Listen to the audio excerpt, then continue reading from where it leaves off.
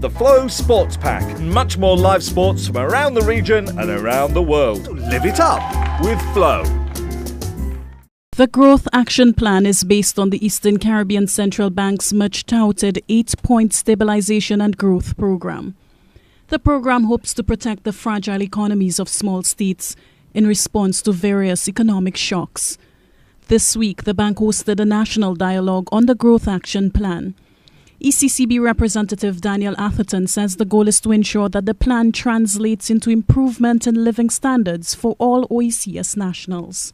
We advance these consultations mindful of the inclusive growth and development framework to which the Honourable Minister alluded, which consists of 7 pillars, namely education and skills development, employment and labour compensation, asset building and entrepreneurship, financial intermediation of real economy investment, corruption and rents, basic services and infrastructure, and fiscal transfers. The national talks are being held with the support of the OECS Commission. Commission representatives say the 9 years since the global economic recession have been particularly tough on the OECS, and the action plan hopes to reverse the fortunes of member states. While growth has returned, per capita income is still slightly below pre-recession levels, and the attendant challenges to which this prolonged period of economic difficulty has brought deserves the focused attention of the minds assembled here.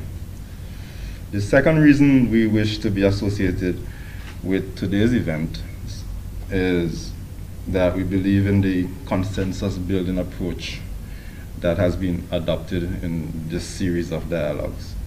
Minister in the Office of the Prime Minister, Dr. Eubaldus Raymond, says the meeting is taking place at a crucial time for the small island states of the ECCU.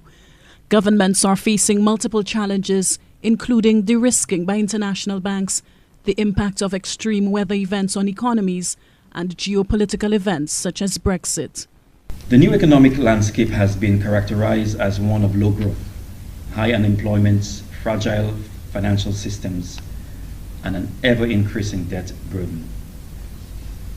Saint Lucia's growth rate in real GDP, for example, has waned from an average of 6% in the 1980s to 1.3% from the period 2006 to 2016.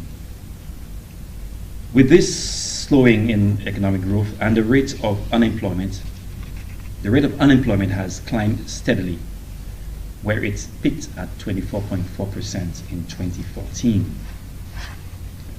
These economic realities have limited the ability of governments in Saint Lucia and regionally to adequately respond to challenges which arise in the areas of education, healthcare, social services, and crime prevention.